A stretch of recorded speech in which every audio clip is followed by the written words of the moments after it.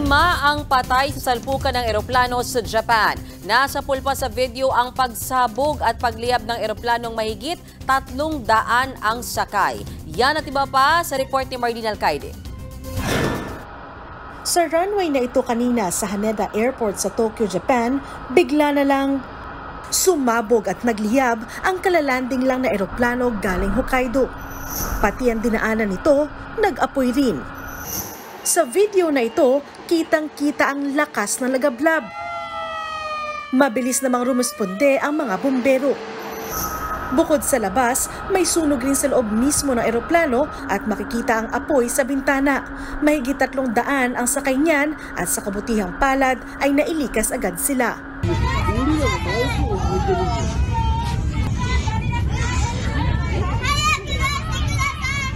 Ayon sa mga otoridad, posibleng sumabog ang eroplano matapos sumalpok sa isa pang aircraft ng Japan Coast Guard.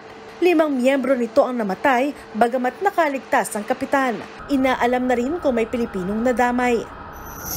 Dahil sa nangyari, naudlot ang isang flight ng Philippine Airlines mula Manila papuntang Haneda Airport dahil sa temporary closure doon. Ang pagsabog at pagkasunog ng eroplano nangyari isang araw lang matapos yanigin ng lindol ng Japan. Kitang-kita sa aerial video na ito ang lawak ng pinsala ng magnitude 7.6 na lindol na sinundan pa ng sunog.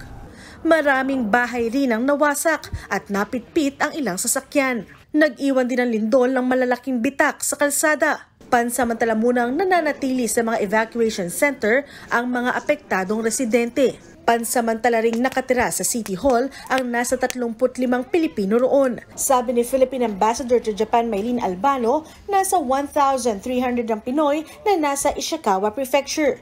Ligtas silang lahat. Ang Japan naman po, ready po sila kasi meron po silang mga evacuation centers.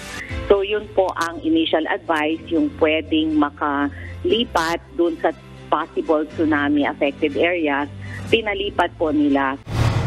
Sa isang social media post, ipinaabot naman ni Pangulong Bongbong Marcos ang pakikiramay ng bansa sa lindol sa Japan sa mismong New Year's Day. Sabi ng Pangulo, patuloy silang nakikipag-ugnayan sa Japanese government para masigurong mananatiling ligtas ang mga kababayan natin sa Japan. Nag-alok na rin umano ang Pilipinas ng tulong sa Japan sa kahit anong paraan. Para naman sa mga pamilya at OFW sa Japan na nangangailangan ng tulong, pwede kayong tumawag sa DMW OWA Japan Help Desk at hotline na naka-flash sa TV ng inyong screen.